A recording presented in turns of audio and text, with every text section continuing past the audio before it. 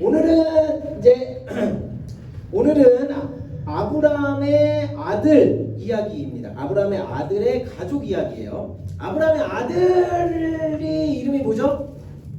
아브라함의 아들의 이름 이삭. 뜻은 웃음. 그랬죠? 알려줬죠? 몇 번 했죠? 그 이삭의 이제 오늘 가족 이야기입니다. 이 이삭의 가족에게는 여기 봐주세요. 문제가 많았어요. 이 가정에 어떤 문제가 있었을까요? 일단 이 가정에는 아기를 못 갖는 문제가 있었습니다. 이삭이 몇 살에 결혼했게? 40살. 맞아. 승현아 40살에 결혼했습니다. 20절에 보면은 40에 이제 결혼했다고 돼 있어요. 이 결혼을 했어요. 그랬는데 몇 살 때 야곱과 이 두 자녀 에서와 야곱을 낳았을까요? 몇 살? 맞아요. 60살 때. 자 보세요. 몇 년 동안 애가 없었던 거죠? 20년 동안. 자 40세에 결혼한 것도 이미 늦었어요. 그죠? 여러분들은 일찍 결혼하시는 은혜가 있기를 소망합니다. 40까지 기다릴 거예요? 내 나이가 40이요. 빨리 결혼하세요. 알겠죠? 40대에 결혼했는데 20년 동안 지금 애를 못 가졌어. 이거는 거의 불임 수준입니다. 20년 동안 애를 못 갖는다는 건 이거 집안의 큰 문제였죠. 그래서 이 이삭이 하나님께 기도를 하게 되면서 이제 아이가 이제 생기게 됩니다. 첫 번째 문제는 이제 이 가정에는 불임의 문제가 있었습니다. 그래서 낳은 아들의 이름이 뭐죠? 이거 많이 했죠? 에서. 큰 형의 이름은 에서. 둘째 동생은 야곱. 이렇습니다. 에서, 야곱. 에서가 하도 이제 말썽을 많이 피니까 에서라 이렇게 해서 에서. 자, 에서를 갖고 에서는 특징이 있었어요. 에서는 일단은 털이 많아요. 그래서 털이 많고 붉고 약간 야생적입니다. 사람이 짐승과 같았죠.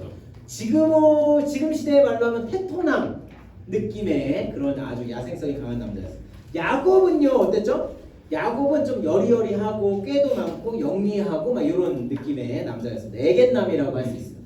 이런 에서와 야곱이 있었습니다. 그런데 이 가정에 두 번째 문제가 여기에 발생을 해요. 두 번째 문제는 뭐냐면 아버지와 어머니의 잘못된 사랑이 이 가정 안에 있었습니다. 아버지 이삭은 누구를 사랑해요? 에서를 사랑하고, 엄마 리브가는 누구를 사랑해요? 야곱을 사랑해요. 이렇게 편파적인 그런 사랑을 나누기 때문에 이 가정이 둘로 나뉘게 됩니다. 하나가 되어져야 할 한 가족이 이렇게 사랑이 잘못된 사랑으로 인해서 갈라지게 되는 것을 보여줘요. 세 번째 문제가 또 있습니다. 이 잘못된 사랑으로 인해서 형제가 서로 싸웁니다. 에서와 야곱이 서로 싸우죠. 여러분들 어때요? 형제간의 사이가 좋습니까? 네. 우리 교회는 좋은 친구들이 많아요. 근데 안 좋은 친구들 진짜 많이 봐. 오빠랑 친하냐? 아니요. 동생이랑 자주 친하냐? 아니요. 짜증나는데요.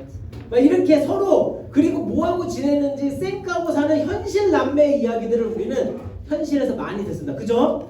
이런 식으로 이 에서와 야곱이 서로 싸우는 거예요. 에서는 야곱을 무시하고, 너는 사냥도 못하고 너는 남자답지도 못하고 맨날 집안에서 엄마 쫓아서 요리나 하고, 형 에서는 맨날 야곱을 무시합니다. 그 형제들한테 무시당해 본 적 있어요? 형한테? 이런 무시를 당합니다. 그리고 야곱은 형의 것을 뺏고 싶어 합니다. 얘가 형의 것을 질투하고, 왜 나는 차자로 태어났지? 왜 나는 둘째지? 형의 것을 뺏고 싶어. 나도 축복받고 싶어. 이렇게 서로 질투하고 비난하고 이런 싸움이 이렇게 일어납니다. 집안의 형제간의 싸움은 늘 일어납니다. 저희 아들들 둘 있죠? 하진이와 하윤이. 얘네들도 맨날 싸웁니다. 얘네들은 진짜 어렸을 때부터 태어나서부터 얼마나 싸우는지. 진짜 하리는 이제 상대가 안 되기 때문에 안 싸우고, 하진이 하윤이는 맨날 싸웁니다. 하진이는 하윤이를 맨날 놀려. 그러면은 하윤이를 어떻게? 하지마! 이러다가 이제 둘이 아니야! 하면서 이제 싸웁니다. 이 인간들이 얼마나 싸우냐면은 심지어는 교회에서 한번 주먹으로 싸워가지고 안경 깨지고 입술 터지고 이런 적도 있어요. 이 인간들이. 그래서 아빠한테 와서 혼났죠. 얘네들이 항상 이렇게 싸웠습니다. 그때마다 제가 이제 얘네들한테 하는 말이 있어요. 야, 우리가 가족은 한 가족으로 하나님께서 만드셨어. 항상 한 형제이고 너네들은 아빠 엄마가 죽어도 너네는 무조건 서로 의지하고 살아가는 그런 사람들이 돼요. 그게 한 가족이야. 너네는 무조건 친해져야 돼. 이렇게 이제 항상 가르쳐 줍니다. 그럼에도 불구하고 엄청 싸우기는 합니다. 여러분들도 사실은 형제들 간에 어떤 뭐 친한 가정도 있고 안 친한 가정도 있겠지만 여러분들은 어쨌든 한 가족으로 하나님 부르셨습니다. 그래서 서로 사랑해야 할 의무가 있어요. 내가 형이 믿고 또 동생이 얄밉고 막 이렇게 하더라도 우리는 의지를 내서라도 서로 사랑하고 한 몸이 되어야 할 필요가 있습니다. 이걸 이제 성경이 가르쳐주는데 이 가정이 이제 잘못된 문제죠. 그래서 제가 하진이 아이한테 너네는 무조건 한 가족이야. 너네는 형 하윤이가 누가 지금 지나가다가 양아치한테 얻어맞고 있으면 하진이 너는 가가지고 같이 싸워줘야 돼. 막 이렇게 했단 말이야. 그랬더니 얘네들 학교에서 진짜 싸웠어. 그래가지고 하진이가 두 살 형 중학생 올라가는 형하고 이제 싸운 거야. 막 형하고 막 시비가 붙어서 싸웠는데 하윤이가 와 그러더니 갑자기 싸우는 그 상대방 형한테 형 뒤에 매달려가지고 머리 뜯고 막 이렇게 형이 이렇게 집어던져가지고 날아가고 막 이렇게 하는 뭐 그런 사건이 있어가지고 제가 함께 한번 불러간 적이 있어요. 나 이 인간들 진짜 죽겠습니다. 지들 싸움도 못하면서 뭐 이렇게 하고 다니는지 모르겠어요. 하여튼 그런데 그래도 제가 그때는 잘했다. 그래도 무조건 한 편이 되어야 돼. 이렇게 이제 좀 얘기를 해준 적이 있어요. 싸움도 못하는 것들이 아빠 닮아가지고 저도 싸움 못하거든요. 근데 하여튼 간에 이렇게 한 가족이 되어야 되는데 이 가정은 늘상 싸웠다는 것을 이제 성경이 보여줍니다. 이 집안 자체를 보면은 여러 가지 이제 문제투성이로 이제 가득 차 있는 것을 보게 됩니다. 그때마다 이삭과 리브가는 하나님께 기도하는 장면을 성경에서 보여주고 있어요. 자, 어디서 기도하죠? 여기 봅시다. 22절 한번 가봅시다. 22절에 보면은 얘네들은 얼마나 싸웠냐면은 쌍둥이가 뱃속에 있을 때부터 싸웠어. 그래가지고 이렇게 괴로워서야 내가 어떻게 견디겠는가 하면서 주님께로 이렇게 찾아가게 돼. 그때 하나님께서 이제 리브가와 이 가정에게 하시는 말씀이 있어요. 뭐라고 얘기해요? 23절 같이 한번 읽어볼게요. 시작. 두 민족이 너의 태 안에 들어있다. 너의 태 안에서 두 백성이 나뉠 것이다. 한 백성이 다른 백성들보다 강할 것이다. 형이 동생을 섬길 것이다. 이렇게 예언을 해줬습니다. 미래에 대한 예언을 해주면서 하나님께서 이 가정을 이끌어 가시겠다라고 하는 의지를 여기서 이제 보여주시는 거예요. 이거를 신학적인 전문 용어로 예정이라고 합니다. 예정 들어봤습니까? 예정. 하나님이 미리 정해 놓으셨다. 하나님이 계획해 놓으셨다. 이것이 성경이 우리에게 가르쳐주는 예정입니다. 그래서 하나님께서 미리 예언도 하시고 예정도 하시고 그것을 이루어 가시는 모습을 성경에서 우리에게 자주 보여줘요. 그래서 이거 오늘 요거에 대해서 한번 살펴보려고 합니다. 첫 번째, 예정이 무엇인가? 좀 어려울 수 있지만 한번 잘 들어보세요. 지금 안 그래도 시험 때문에 머리 터지겠지만 그럼에도 불구하고 오늘 요 얘기가 나와서 한번 가보겠습니다. 자, 1번 첫 번째 예정이 무엇입니까? 이건 따라 적어봅시다. 예정은 이겁니다. 하나님께서 창세전에 계획하시고 그리스도와 성령을 통하여 우리와 세상을 완성하시는 모든 과정이 예정입니다. 근데 제 나름대로의 정의입니다. 하나님께서 창세전에 계획하시고 그리스도와 성령을 통하여 우리와 세상을 완성해 가시는 모든 과정이다. 적어놓습니다. 어려워요? 적어놓습니다. 기억해 놓으십시오. 사람들이요 예정을 오해하는 경우가 있습니다. 예정을 약간 결정론하고 이렇게 오해할 때가 있습니다. 그러니까 하나님이 우리 인생을 결정해놨다. 그래서 내가 하는 모든 것을 다 정해놔서 나는 하나님의 감옥에서 사는 거야. 이렇게 이제 결정론적인 생각을 하는 사람들이 있습니다. 또 반면에 그러면 어떻게 생각을 하냐면 그러면은 하나님이 다 결정해놨으면 나에게는 자유가 없는 거야? 어떻게 이런 하나님이 있어? 이렇게 이제 얘기하는 양쪽의 주장을 하는 그런 것들이 이제 충돌이 생기는 거죠. 어떻게 생각합니까? 하나님이 미리 다 정해놓으셨어요. 그 우리에게는 자유가 없습니까? 있어요? 하나님 정해놨는데요. 자, 그래서 사람들이 이것을 받아들이지 못해서 이것이 사실 수천 년이 된 논쟁 중에 하나입니다.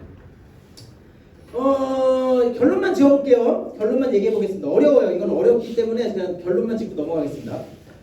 하나님께서요, 이거예요. 예정하시고 결정하시고 뜻을 이루어 가시는데 어떤 방식으로 이루어 가시냐면 사람의 자유로운 의지를 다 사용하셔서 이루어 가신다는 거예요. 자, 무슨 말인지 알겠어요?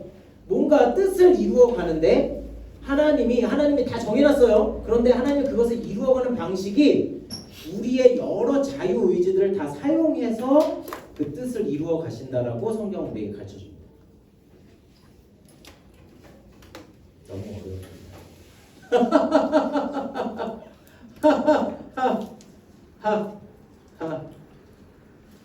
자, 이 정도만 생각하는 거야. 알았지? 더 이상 생각하지 마. 하나님이 계획하시고 뜻을 이루어 가시는데 그거를 사람의 모든 자유의지를 다 사용하셔서 그 뜻을 이루어 가신다. 요거를 이제 기억해 놓는 겁니다. 알겠죠?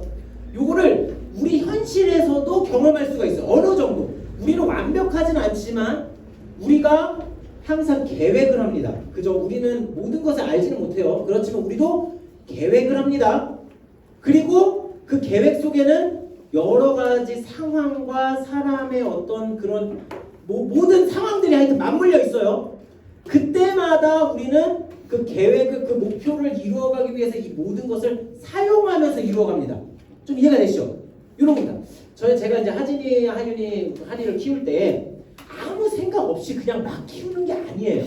다 계획을 가지고 얘네들이 이런 인격과 이런 삶을 살았으면 좋겠다라고 계획을 해놓고 그 방향을 가지고 합니다. 그죠? 방향을 가지고 이렇게 계획을 하고 얘네들을 양육하고 얘네들한테 말도 하고 얘네들을 훈련하기도 하고 교육도 하고 이렇게 해요. 맞습니까?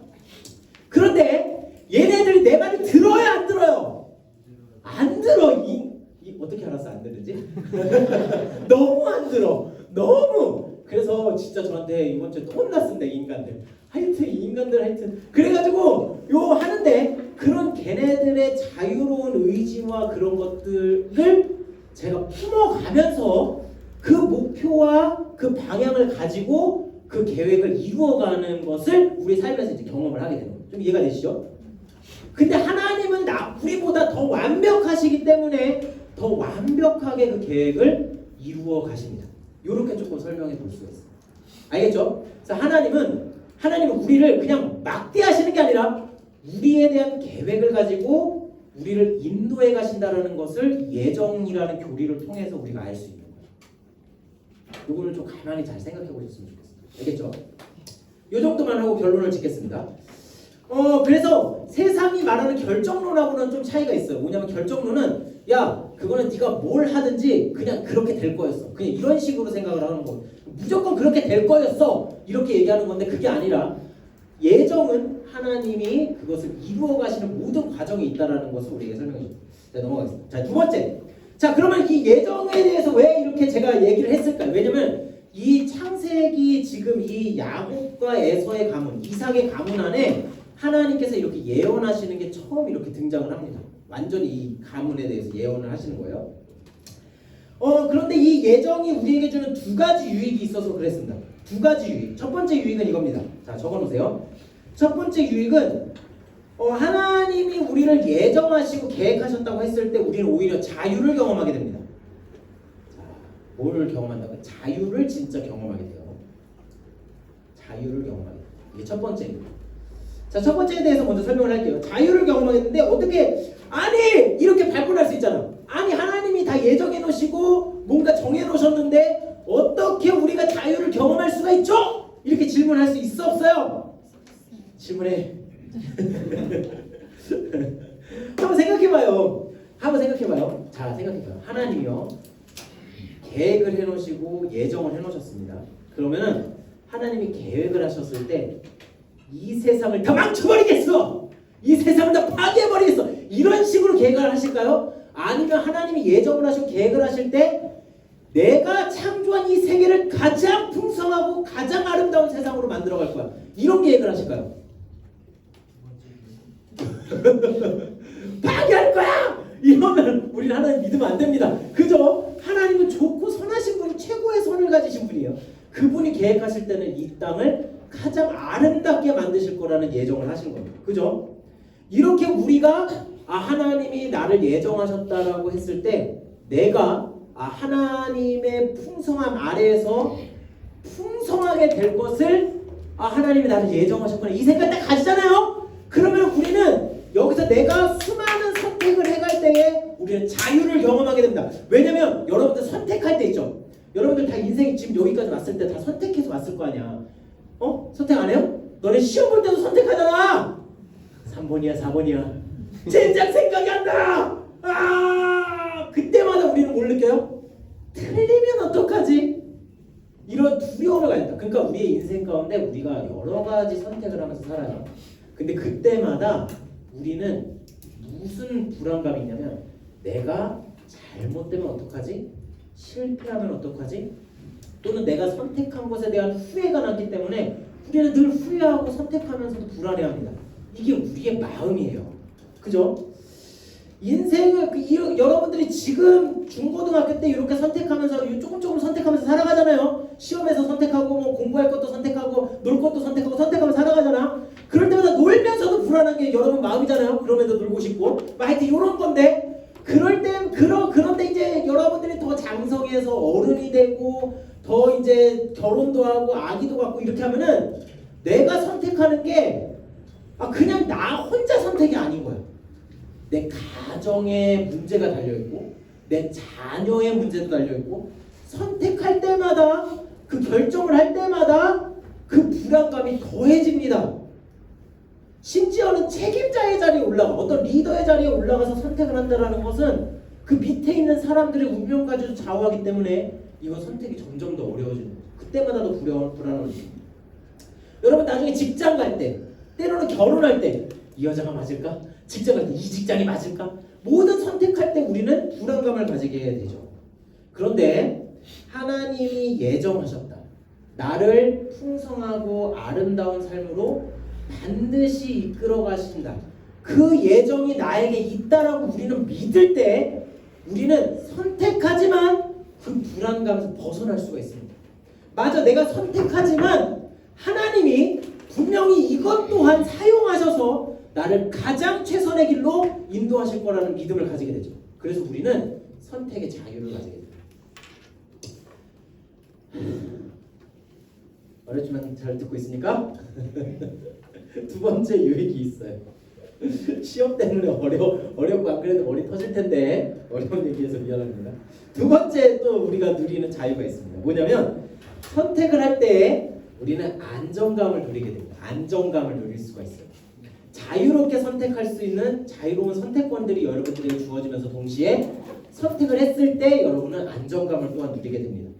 자, 설령 잘못 선택했다 하더라도 때론 우리는 이럽니다. 선택을 하고 나서 꼭 후회. 선택을 했는데 너네 이제 시험 때 경험할 거 아니야? 3번 4번이니까 이거 아니야? 역습 1 쓸 걸. 수학의 주관식의 대부분 수학의 답은 1 아니면 0일 확률이 높아요. 찍을 때 주관식도 찍고 싶을 때 있잖아. 그때 1 아니면 0으로 그냥 찍으라고 한 문제를 맞출 수 있어. 근데 어쨌든 간에 우리가 이런 선택을 하잖아. 그 선택하고 나서 얼마나 후회를 합니까? 심지어는 이 세상 사람들은 결혼하고 나서도 후회한다니까요. 분명히 내가 사랑해서 결혼했어. 근데 내가 그때 그 인간 안 만났어야 되는데 뭐 온갖 후회를 다 하고 삽니다. 사람들은 그런 선택하고 후회를 하죠. 그런 야곱도요. 사실은 오늘 선택을 합니다. 야곱과 에서가 서로 이제 싸우죠. 이 싸우는 장면을 오늘 읽지는 않았는데 어떻게 하죠? 얘네가 이제 에서가 장자권을 가졌어요. 야곱이 이제 둘째예요. 근데 야곱은 형의 장자권을 뺏고 싶은 겁니다. 왜냐면 거기에 하나님의 축복이 있다고 믿었거든.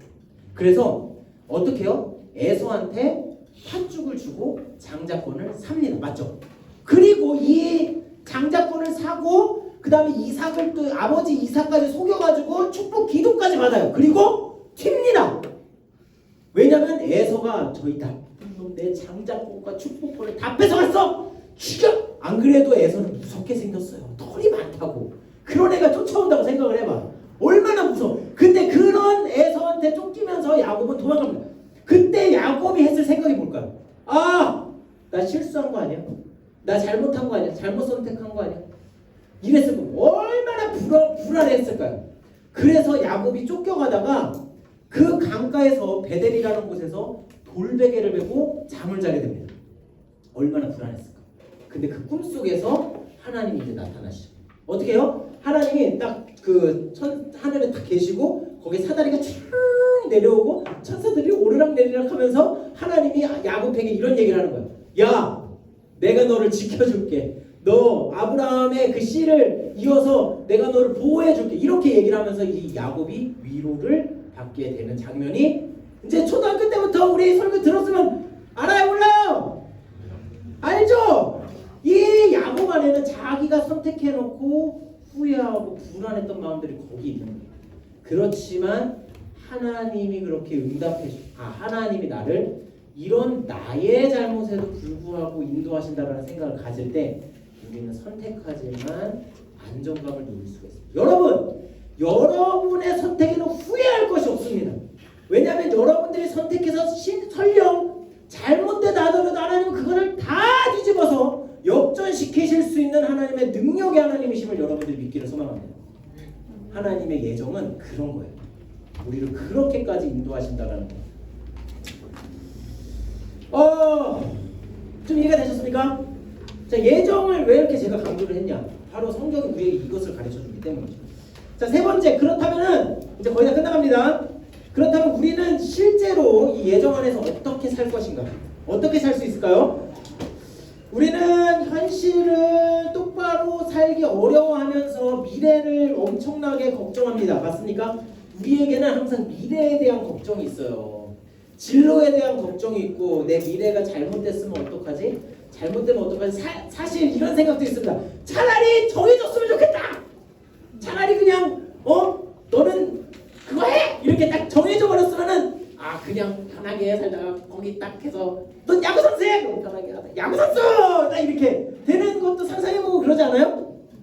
나만 상상했어요? 미래에 대한 불안이 있지 않아요? 그렇게 불안한데 나는 그렇게 되고 싶어. 근데 현실을 살기는 어려운 거야. 그러니까 미래에도 불안하고 현실을 살기는 괴롭고 이게 우리의 삶입니다. 사실 현실을 이렇게 살면 또다시 미래가 또 걱정이 돼요. 이렇게 걱정이 되시면 애써 무시합니다. 골치 아픈 거는 뒤로 밀어넣게 되죠. 그러면서 현실에서는 더 재미난 것들만 내가 걱정하고 근심하는 것들을 잊어버릴 것들만 찾아서 이제 행하기 바쁜 삶을 살아가는 거예요. 여러분들이 예정 안에서 해야 될 일은 뭐냐면 하나님이 나를 풍성하게 인도하신다. 그러니까 나는 지금 내가 여기서 선택할 것을 최선으로 선택하기로 결정하는 겁니다. 여러분들이 할 수 있는 일은 그겁니다. 하나님께서 나를 분명히 멋지게 인도하실 거야. 그러니까 나는 현실에서 나도 최선으로 선택해 가야지. 하나님의 뜻을 쫓아가야지 라고 여러분들이 선택하고 결정하고 살아가는 겁니다. 이게 우리의 삶이에요. 우리는 그럼에도 불구하고 실수하고 그럼에도 불구하고 죄를 짓는 존재들이기 때문에 여러분들이 그렇게 노력해 가시는 여러분들이 됐으면 좋겠습니다. 그런 마음을 품고 할 때 여러분들이 잘못된 선택을 하더라도 또 실수를 하더라도 죄를 짓더라도 하나님 그걸 다 통해서 인도하신다는 요거를 여러분들 꼭 기억하셨으면 좋겠습니다. 현실의 삶이 아무리 힘들어도 도망가지만 마세요. 도망가지만 마세요. 심지어 도망가더라도 하나님은 우리를 붙들어 오실 겁니다. 저는 이걸 믿습니다. 제가 도망갔었기 때문에. 근데 웬만하면 도망가지 마세요. 도망가면 한참 고생합니다. 하여튼 그런데 도망가지 말고 부딪혀서 깨지더라도 그 현장에서 깨지는 거야. 그게 우리가 선택하고 깨져야 될 그 현장입니다. 하나님 그걸 원하십니다. 그리고 하나님은 그 모든 것을 통하여 우리를 최선의 길로 인도하시는 것입니다. 우리를 이제 붙드셨습니다. 우리를 왕같이 하나님이 우리의 왕이 되셔서 우리를 완전히 휘어잡으셨습니다. 제가 이 이야기 하나를 하면서 마무리하려고 하는데요. 한 선교사님이 계셨어요. 그 선교사님이 한국에 와가지고 이제 선교를 하셨는데요. 이 선교사님이 어디에다가 복음을 전했냐면 창녀촌에다가 이제 복음을 전해요. 창녀촌 알아요? 요즘은 거의 없어졌습니다. 율랑 여성 이제 몸을 파는 여인들이 우리나라에는 굉장히 많았거든요. 옛날에 그 서울에 가면은 그런 사람들에게 이제 복음을 전하는 거예요. 근데 이 사람들한테 복음을 전하는데 하나님이 여인에게 그 선교사님이 여인에게 가가지고 하나님이 당신을 사랑하죠. 당신을 사랑하세요. 당신을 위해서 모든 것을 주실 수 있는 분이세요. 하나님이 당신을 사랑한다. 그래서 하나님의 사랑을 막 얘기해줬어요. 그런데 이 여자들이 전혀 믿질 않는 거예요. 그런 게 어딨어요. 꺼지세요. 막 이러면서 이 여자들이 전혀 믿지 않는 거예요. 왜 그래요? 이 여자들은 늘 불신을 가지고 살았습니다. 왜냐면 모든 남자들이 그 여자들에게 다가와서 사랑한다고 말했어요. 그런데 이 남자들은 그 여자의 몸만 탐하고 그 여자를 늘 버렸습니다. 사랑하는 존재가 사랑한다고 말하면서 그 여자는 그 사랑하는 존재에게 늘 버림당했던 거예요. 그러니까 누군가의 사랑이 전혀 믿어지지 않는 그런 현장 속에 있었던 거예요.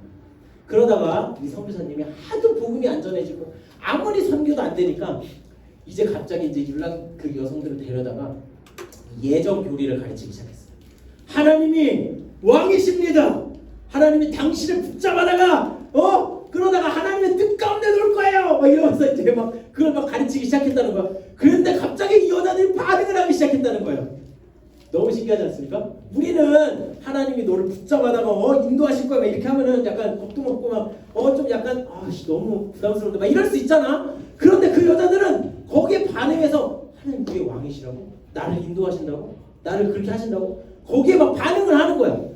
이 여자들이 경험했던 게 그겁니다. 뭐냐면 이 여자들은 늘 포주의 보호 아래 있는 거야. 포주가 뭔지 알아요? 그 율랑 여성들을 관리하는 대장입니다. 그 여자들을 돈을 주고 사가지고 이 여자들을 관리해주는 그 대장이 내가 이거 너무 그런 얘기하는 건가? 근데 하여튼 그 사람이 어떻게 해요? 그 사람은 절대 권력으로 야 너 그 남자랑 가서 자. 너 저기 가. 너 저기 가서 술 좀 팔고 와. 이렇게 하면은 여자들은 다 가서 돈하고 그렇게 팔고 그렇게 하고 오는 겁니다. 그러니까 이 권력에 완전히 찌들어가지고 이렇게 짓눌려 있는 이 여성들이 이렇게 좋은 분이 나의 포주가 된다고. 왜냐면 포주한테도 당했어요. 나쁜 포주거든. 나를 갖다 팔아먹는 포주야. 근데 이 왕은 나를 데려다가 온전한 곳으로 인도한다는 그런 왕이라고. 이것을 이 여성들이 믿기 시작을 하면서 이 여성들이 복음을 듣기 시작했다고 이제 선교사님이 얘기하는 걸 책에서 봤습니다. 여러분, 하나님은 왕이십니다. 여러분 하나님이 얼마나 위대하신 분이십니까?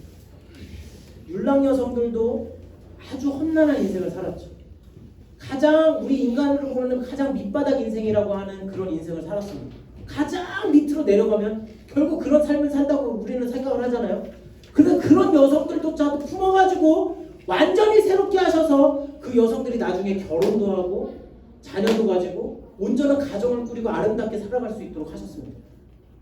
그렇다면 우리도 우리의 삶이 어느 순간 최악으로 치닫는다고 하더라도 내 선택이 설령 아무리 잘못된다 하더라도 우리 하나님, 좋으신 우리 하나님이 왕이시라면 우리를 최선으로 최고의 삶으로 인도하실 거라고 이 사실을 여러분들이 신뢰하기 위해서 이것이 예정의 이야기가 우리를 가르쳐 주는 거죠. 실제로 그럽니다. 야곱이 그렇게 형도 속이고 아빠도 속이고 거짓말까지 해가면서 축복도 뺏어가지고 온갖 고생을 하면서 타양살이를 합니다. 그런데 하나님은 그 야곱을 다 데려다가 가정을 이루게 하시고 다시 하나님의 사람으로 불러다가 예수 그리스도의 계보를 잇는 자로 하나님께서 만들어 가십니다. 우리도 그렇게 하나님께서 우리를 인도하실 거라는 이 사실을 분명히 믿으며 현실에서 온전한 선택을 계속해서 해나가시는 여러분들이 되기를 바랍니다. 같이 기도했으면 좋겠습니다. 우리 잠깐 눈을 감아볼까요?